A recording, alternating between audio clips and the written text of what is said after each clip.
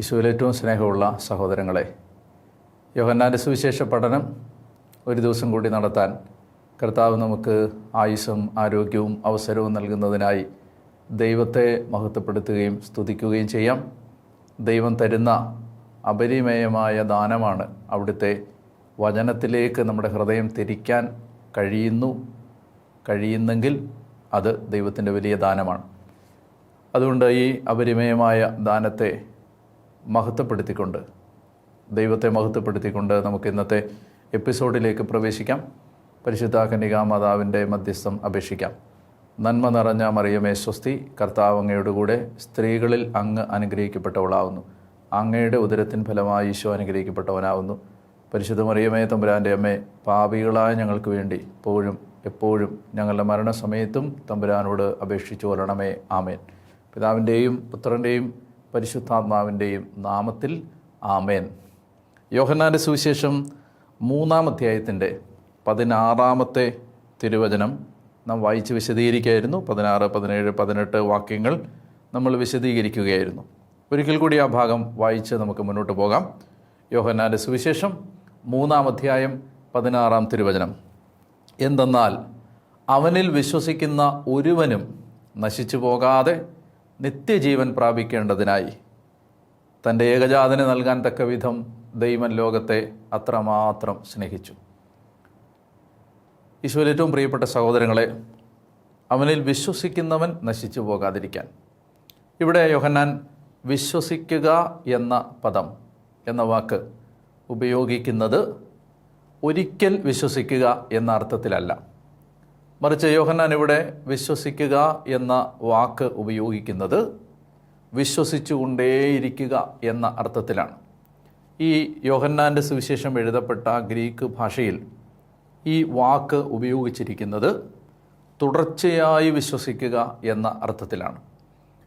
അപ്പോൾ എപ്പോൾ നമ്മൾ വിശ്വസിക്കുക, യേശുവിൽ വിശ്വസിക്കുക എന്ന പരാമർശം നമ്മുടെ ശ്രദ്ധയിൽപ്പെട്ടാലും അപ്പോൾ തന്നെ നമ്മുടെ മനസ്സിലേക്ക് വരണം, അത് ജീവിതത്തിലെ ഏതെങ്കിലും ഒരു കാലത്ത് വിശ്വസിച്ചത് മാത്രമല്ല, മറിച്ച് ആ വിശ്വാസത്തിൽ നിലനിൽക്കുന്ന അവസ്ഥയാണ് യേശുവിലുള്ള വിശ്വാസം എന്നതുകൊണ്ട് അപ്പസ്തോലന്മാർ ഉദ്ദേശിച്ചത്. ഒരു വചനം ഇത്തരുണത്തിൽ ശ്രദ്ധേയമായ ഒരു വെളിപ്പെടുത്തൽ നൽകുന്ന വചനം ഹെബ്രായ ലേഖനത്തിൻ്റെ 3-ാം അധ്യായത്തിൽ നാം കാണുന്നുണ്ട്. ഹെബ്രായ ലേഖനത്തിൻ്റെ 3-ാം അധ്യായത്തിൻ്റെ 14-ാമത്തെ തിരുവചനം. ഹെബ്രായർ 3:14 ഇപ്രകാരം പരിശുദ്ധാത്മാവ് വെളിപ്പെടുത്തുന്നു: എന്തെന്നാൽ നമ്മുടെ ആദ്യ വിശ്വാസത്തെ അവസാനം വരെ മുറുകെ പിടിക്കുമെങ്കിൽ മാത്രമേ നാം ക്രിസ്തുവിൽ പങ്കുകാരാവുകയുള്ളൂ. ഇവിടെ ഹെബ്രായ ലേഖനം 3:14 പരിശുദ്ധാത്മാവ് വെളിപ്പെടുത്തുകയാണ്, നമ്മുടെ ആദ്യ വിശ്വാസത്തെ അവസാനം വരെ മുറുകെ പിടിക്കുമെങ്കിൽ മാത്രമേ നാം ക്രിസ്തുവിൽ പങ്കുകാരാവുകയുള്ളൂ. അതായത് യേശുക്രിസ്തുവിനോട് കൂടിയുള്ള നിത്യജീവൻ്റെ അവകാശികളായി നാം മാറുന്നതിന് ഏതെങ്കിലും ഒരു കാലത്ത് വിശ്വസിച്ചാൽ മാത്രം പോരാ, ആ വിശ്വാസത്തിൽ ആദ്യന്തം ആദ്യാവസാനം നിലനിൽക്കേണ്ടതുണ്ട് എന്ന വസ്തുതയാണ് ഇവിടെ അപ്പസ്തോലൻ ചൂണ്ടിക്കാണിക്കുന്നത്. കാരണം നമ്മൾ വിശ്വസിച്ചവർ കാലാന്തരത്തിൽ ആ വിശ്വാസത്തിൻ്റെ ആഴത്തിൽ നിന്നോ വിശ്വാസത്തിൻ്റെ നൈരന്തര്യത്തിൽ നിന്നോ തുടർച്ചയിൽ നിന്നോ മാറിപ്പോവാൻ പാടില്ല എന്ന ഒരു ഉദ്ബോധനം യോഹന്നാൻ നൽകുന്നതാണ് ഇവിടെ ഹെബ്രായ ലേഖനകർത്താവ് ആവർത്തിക്കുന്നത്. അതുകൊണ്ട് അടുത്ത വാക്യം 3:15, ഹെബ്രായർ 3:15 പറയുന്നത് ഇപ്രകാരം പറയപ്പെട്ടിരിക്കുന്നു: ഇന്ന് നിങ്ങൾ അവൻ്റെ സ്വരം ശ്രവിക്കുമ്പോൾ എതിർപ്പിൻ്റെ കാലത്തെന്നതുപോലെ നിങ്ങളുടെ ഹൃദയം കഠിനമാക്കരുത്. എന്ന് പറഞ്ഞാൽ എല്ലാ ദിവസവും ദൈവത്തിൻ്റെ സ്വരം ശ്രവിച്ച്, എല്ലാ ദിവസവും വിശ്വാസത്തിൽ നിലനിന്ന്, എല്ലാ ദിവസവും ഹൃദയം ദൈവത്തിലേക്ക് അനുകൂലമാക്കി, റോമർ 8 പറയുന്നത് പോലെ യേശുക്രിസ്തുവിനോട് ഐക്യപ്പെട്ട് ജീവിക്കുമ്പോഴാണ് നമുക്ക് ശിക്ഷാവിധി ഇല്ലാതാവുന്നത്. അതുകൊണ്ട് ഈ വാക്യത്തെ തെറ്റിദ്ധരിച്ച് മനസ്സിലാക്കിയ സമൂഹങ്ങളും വിഭാഗങ്ങളും സഭാ ചരിത്രത്തിലുണ്ടായിട്ടുണ്ട്. അതായത് ഒരിക്കൽ വിശ്വസിച്ചാൽ എന്നേക്കും രക്ഷിക്കപ്പെട്ടു എന്ന് ചിന്തിക്കുന്ന ചിന്താധാര ദൈവവചനത്തിനും അപ്പസ്തോലിക പ്രബോധനത്തിനും വിരുദ്ധമാണ് എന്നുകൂടി ഈ സന്ദർഭത്തിൽ ഓർമ്മിപ്പിക്കാൻ ഞാൻ ആഗ്രഹിക്കുകയാണ്. അപ്പോൾ എന്തെന്നാൽ അവനിൽ വിശ്വസിക്കുന്ന എന്ന് പറഞ്ഞാൽ അവനിൽ വിശ്വസിച്ചുകൊണ്ടേയിരിക്കുന്ന, അവനിലുള്ള വിശ്വാസത്തിൽ നിലനിൽക്കുന്ന, ആ വിശ്വാസം സജീവമായി നിലനിർത്തുന്ന ഒരുവനും നശിച്ചു പോകാതെ നിത്യജീവൻ പ്രാപിക്കേണ്ടതിനായി തൻ്റെ ഏകജാതനെ നൽകാൻ തക്ക വിധം ദൈവം ലോകത്തെ അത്രമാത്രം സ്നേഹിച്ചു. 17-ാമത്തെ വാക്യം, ദൈവം തൻ്റെ പുത്രനെ ലോകത്തിലേക്ക് അയച്ചത് ലോകത്തെ ശിക്ഷയ്ക്ക് വിധിക്കാനല്ല, പ്രത്യുത അവൻ വഴി ലോകം രക്ഷ പ്രാപിക്കാനാണ്. ഞാൻ കഴിഞ്ഞ എപ്പിസോഡിൽ സൂചിപ്പിച്ചിരുന്നു. അതുകൊണ്ട് തന്നെ ലോകം മുഴുവനിലേക്കും യേശുവിൻ്റെ രക്ഷയുടെ സന്ദേശം ഒഴുക്കിക്കൊടുക്കുക എന്നത് ജീവിച്ചിരിക്കുന്ന ഓരോ വിശ്വാസിയുടെയും ഏറ്റവും പ്രധാനപ്പെട്ടതും പരമവുമായ ദൗത്യമാണ് എന്ന സത്യവും നമ്മൾ മറന്നു പോകാൻ പാടില്ല. 18-ാമത്തെ വാക്യം, അവനിൽ വിശ്വസിക്കുന്ന ഒരുവനും, അവനിൽ വിശ്വസിച്ചുകൊണ്ട് ജീവിക്കുന്ന ഒരുവനും ശിക്ഷയ്ക്ക് വിധിക്കപ്പെടുന്നില്ല. വിശ്വസിക്കാത്തവനോ ദൈവത്തിൻ്റെ ഏകജാതനിൽ വിശ്വസിക്കാത്തത് നിമിത്തം നേരത്തെ തന്നെ ശിക്ഷയ്ക്ക് വിധിക്കപ്പെട്ടിരിക്കുന്നു. ഇതാണ് ശിക്ഷാവിധി. 19-ാമത്തെ വാക്യം, ഇതാണ് ശിക്ഷാവിധി. എന്താണ് ശിക്ഷാവിധി? പ്രകാശം ലോകത്തിലേക്ക് വന്നിട്ടും മനുഷ്യൻ പ്രകാശത്തെക്കാൾ അധികമായി അന്ധകാരത്തെ സ്നേഹിച്ചു. ഇവിടെ ഒരല്പം നമ്മൾ സാവധാനത്തിൽ ശ്രദ്ധിച്ച് വ്യാഖ്യാനിച്ച് മനസ്സിലാക്കേണ്ട ഒരാശയമുണ്ട്. അതായത് വിശുദ്ധ ബർണദീത്തായോടാണ് ഈശോ ചോദിക്കുന്നുണ്ട്, ആരാണ് പാപി?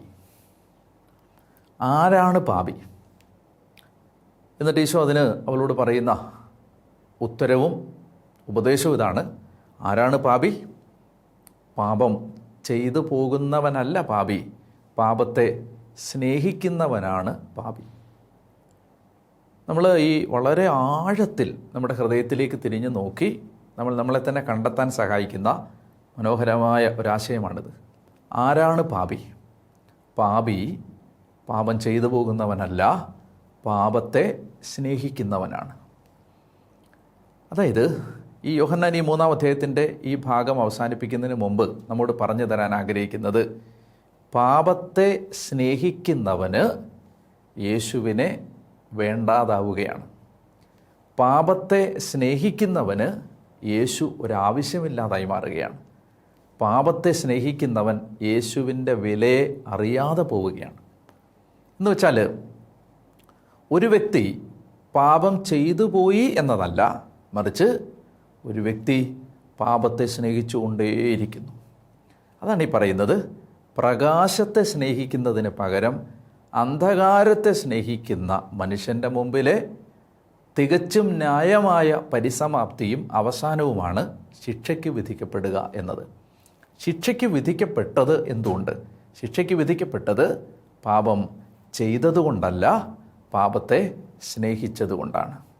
പാപം ചെയ്തു പോയത് കൊണ്ടല്ല. പാപം ചെയ്തു പോയവന് പരിഹാരമുണ്ട്.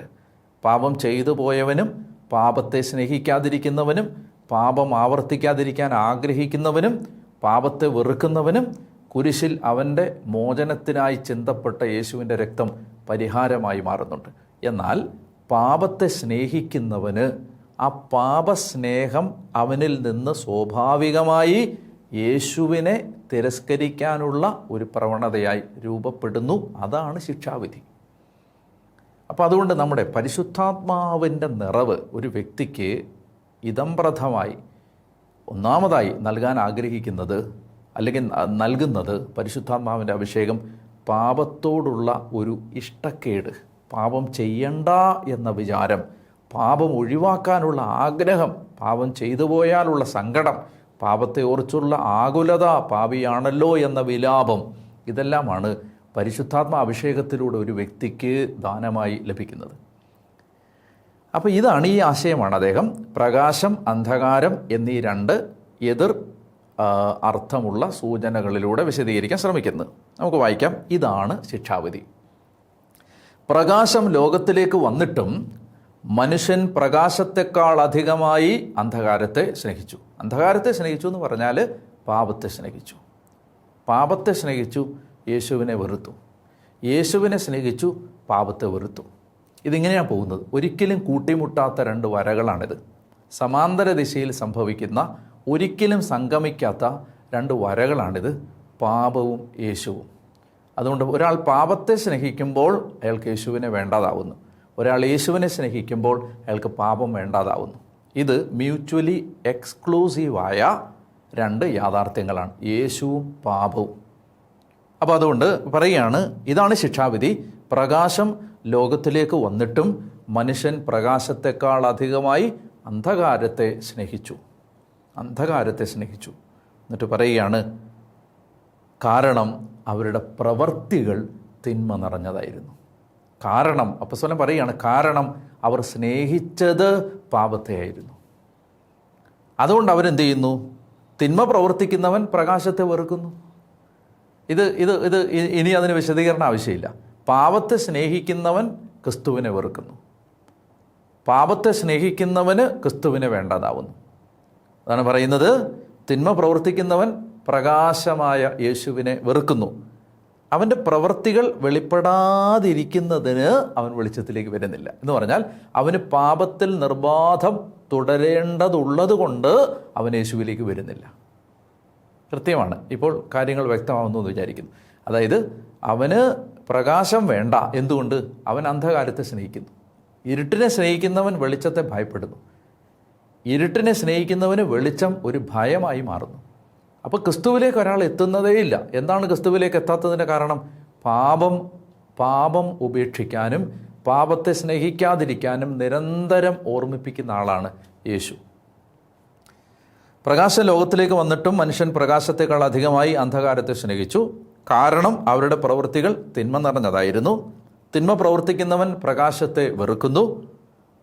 അവൻ്റെ പ്രവൃത്തികൾ വെളിപ്പെടാതിരിക്കുന്നതിന് അവൻ വെളിച്ചത്തേക്ക് വരുന്നില്ല. 21-ാമത്തെ വാക്യം, സത്യം പ്രവർത്തിക്കുന്നവൻ വെളിച്ചത്തിലേക്ക് വരുന്നു. നന്മ പ്രവർത്തിക്കാൻ ആഗ്രഹിക്കുന്നവൻ ജീവിതത്തിൽ അപരാധങ്ങൾ, കുറവുകൾ, പാപങ്ങൾ, ബലഹീനതകൾ സംഭവിച്ചു പോയി.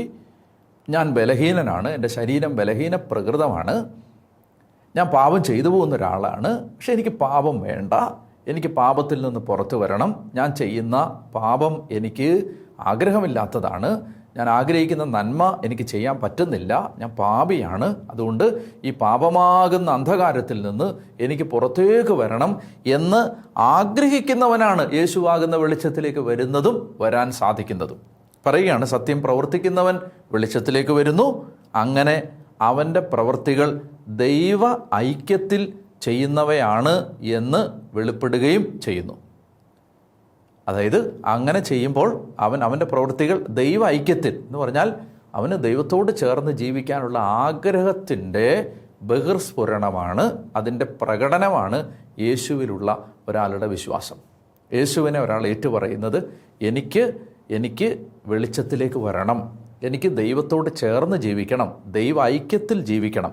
അതാണ് ഇവിടെ പറയുന്നത്. അപ്പോൾ അതുകൊണ്ട് ശരിക്കും പറഞ്ഞാൽ 21-ാമത്തെ ഈ വാക്യം, ഞാൻ ഇടയ്ക്ക് രണ്ട് കാര്യങ്ങൾ കൂടി എനിക്ക് വിശദീകരിക്കാനുണ്ട്, എങ്കിലും ഈ 21-ാമത്തെ ഈ വിഭാഗത്തിൻ്റെ അവസാനത്തെ വാക്യം, അവിടെ ഒരു വളരെ പ്രധാനപ്പെട്ട ഒരു ആശയം കിടപ്പുണ്ട്. അതായത് അവിടെ പറയുകയാണ്, സത്യം പ്രവർത്തിക്കുന്നവൻ വെളിച്ചത്തിലേക്ക് വരുന്നു, അങ്ങനെ അവൻ്റെ പ്രവൃത്തികൾ ദൈവ ഐക്യത്തിൽ ചെയ്യുന്നവയാണ് എന്ന് വെളിപ്പെടുന്നു.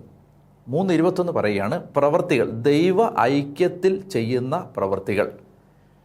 അതായത് ക്രിസ്തീയ ജീവിതത്തിൽ 2 തരത്തിലുള്ള പ്രവൃത്തികളുണ്ട്.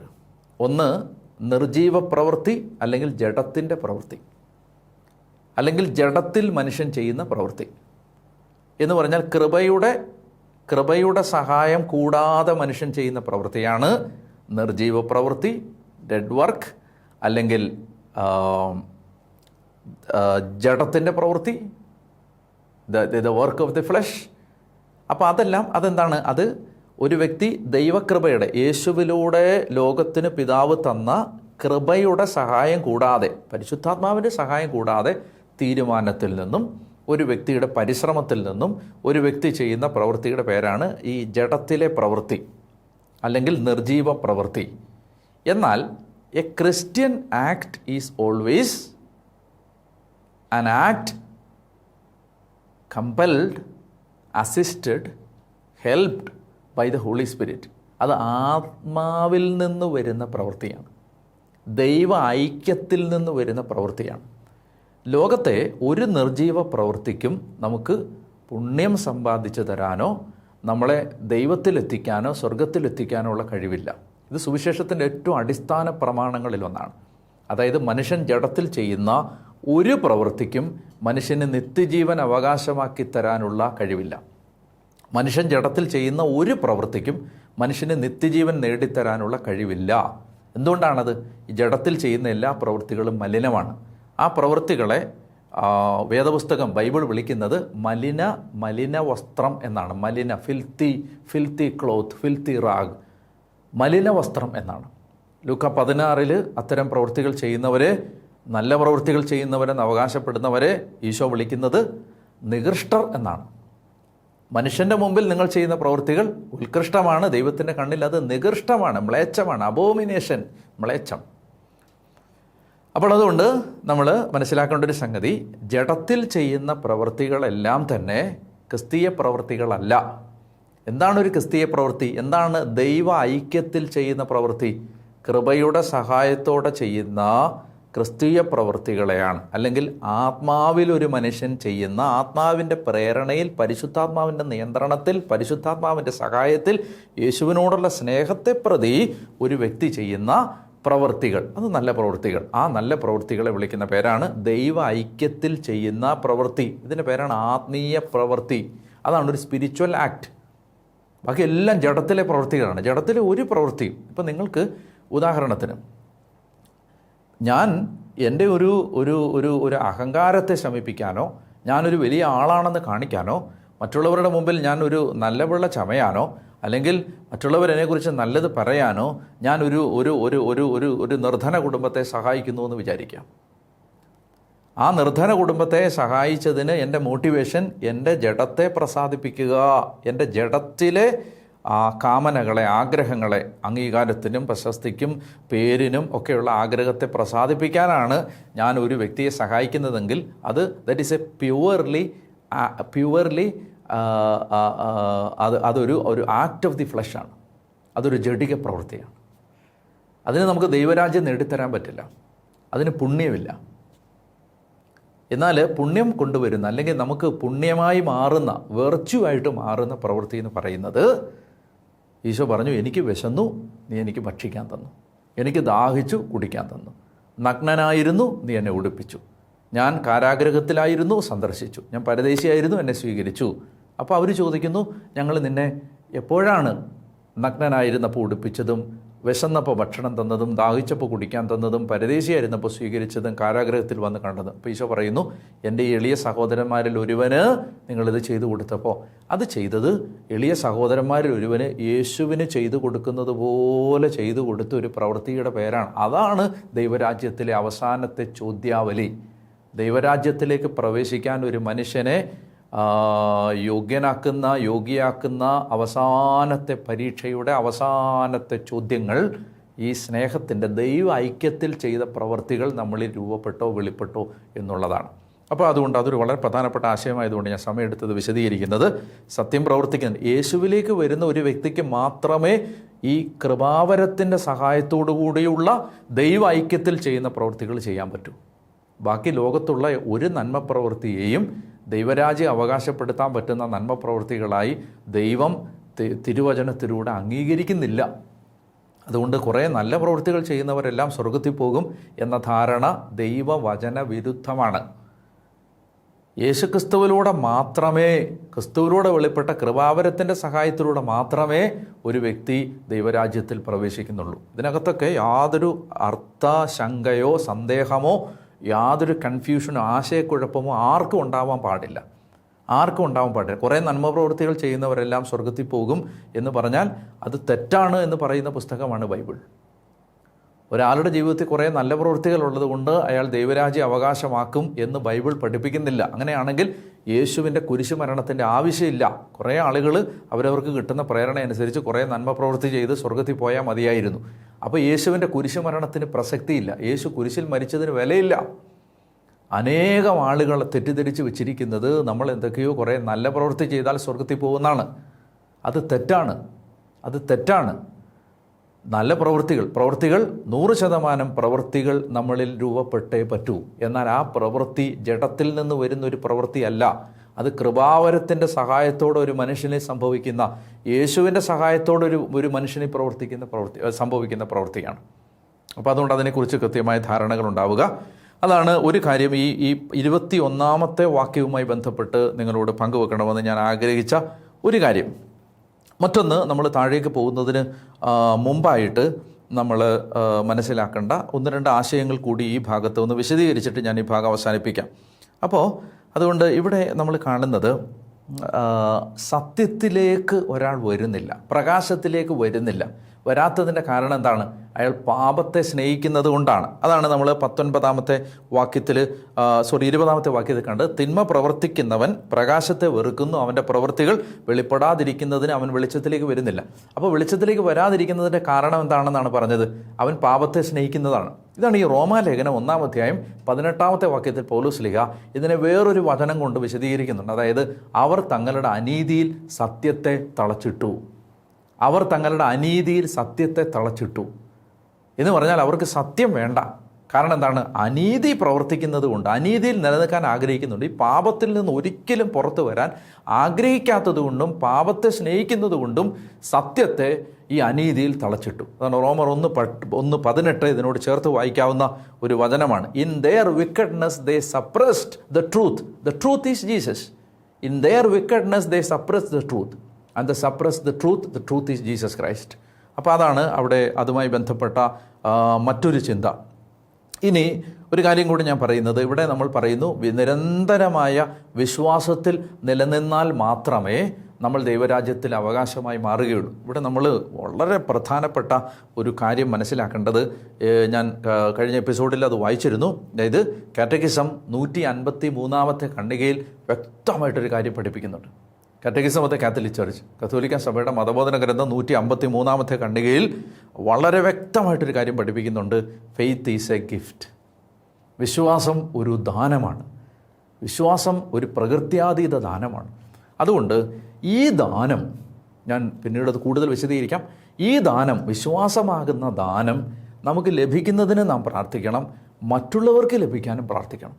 ഇപ്പോൾ ഒരാൾ ദേവാലയത്തിൽ വരുന്നില്ല, ഒരാൾക്ക് പ്രാർത്ഥിക്കാൻ പറ്റുന്നില്ല, ഒരാൾ ജപമാല ചൊല്ലുന്നില്ല, ഒരാൾ ദൈവവചനം വായിക്കുന്നില്ല, ഒരാൾക്ക് കുർബാന അനുഭവം ആവുന്നില്ല, ഒരാൾക്ക് കുമ്പസാരിക്കാൻ ഇഷ്ടമില്ല, നമ്മൾ അവരെ മുഴുവൻ കുറ്റം വിധിച്ചും പഴി പറഞ്ഞും അവരെ മുഴുവൻ വിധി എഴുതി നടക്കുന്നതിന് പകരം നമുക്ക് ആ വിശ്വാസമാകുന്ന ദാനം അവരുടെ ഹൃദയങ്ങളിൽ വർഷിക്കപ്പെടുന്നതിന് യേശുവിനോട് നാം നിരന്തരമായി അപേക്ഷിക്കാനുള്ളൊരു ബാധ്യത വിശ്വാസ സമൂഹത്തിനുണ്ട്. അതായത് ലോകരക്ഷയ്ക്ക് വേണ്ടി, വിശ്വാസം ആളുകൾ രൂപപ്പെടുന്നതിന് വേണ്ടി ലോകമാസകലം ശക്തമായ പ്രാർത്ഥനകൾ രൂപപ്പെടണം എന്ന് ആത്മാവ് വ്യക്തമായി പറയുന്നുണ്ട്. കാരണം വിശ്വസിക്കാൻ പറ്റാത്ത വിധത്തിൽ ഹൃദയം കഠിനമായി പോയൊരു തലമുറയിൽ യേശുവിലുള്ള വിശ്വാസം ആഴപ്പെടുന്നതിന് ആദ്യമായി സഭ ചെയ്യേണ്ടത് വിശ്വാസം വ്യാപിക്കുന്നതിന് ശക്തമായി പ്രാർത്ഥിക്കണം. അന്ത്യോക്യ സഭയിൽ പ്രവാചകന്മാർ, ഉപദേശകന്മാർ, നേതാക്കന്മാർ ഒരുമിച്ചിരുന്ന് പ്രാർത്ഥിച്ചും ഉപവസിച്ചും കഴിയവെയാണ് അവർ പൗലോസിനെയും അതുപോലെ തന്നെ ബർണബാസിനെയും കൈവച്ച് അഭിഷേകം ചെയ്ത് വിജാതിയരുടെ അടുത്തേക്ക് പറഞ്ഞയക്കുന്നത്. അതായത് അതിശക്തമായ പ്രാർത്ഥനയിൽ നിന്നാണ് ഈ വിശ്വാസത്തിൻ്റെ വ്യാപനം സംഭവിക്കുന്നത്. അതുകൊണ്ട് ഇതൊരു വളരെ പ്രധാനം, ഞാൻ പിന്നീട് അത് കൂടുതൽ വിശദീകരിക്കാം. അതുകൊണ്ട് അതിശക്തമായ വിശ്വാസത്തിൻ്റെ ഒരു വ്യാപനം ലോകമാസകലം ഉണ്ടാവാൻ നിങ്ങൾ ഈ എപ്പിസോഡ് കേൾക്കുന്നത്, നിങ്ങൾ എവിടെ ഇരുന്ന്, ഏത് രാജ്യത്ത്, ഏത് സ്ഥലത്തിരുന്ന് കേട്ടാലും, നിങ്ങൾ ഏത് മാധ്യമത്തിലൂടെ ഇത് കേട്ടാലും, നിങ്ങൾ ആയിരിക്കുന്ന സ്ഥലത്ത് ചുറ്റുപാടുകളിലെല്ലാം യേശുവിലുള്ള വിശ്വാസം വ്യാപിക്കുന്നതിന് നിങ്ങൾ ഒരു നിമിഷം ദൈവസന്നിധിയിൽ പ്രാർത്ഥിക്കണം. ദൈവം നിങ്ങളെ അനുഗ്രഹിക്കും. ശക്തമായി നിങ്ങളുടെ ജീവിത നിയോഗങ്ങളിൽ കർത്താവിൻ്റെ ഇടപെടലുണ്ടാവും. വചനം പഠിക്കുന്നവരോട് കർത്താവിന് വലിയ സ്നേഹമാണ്.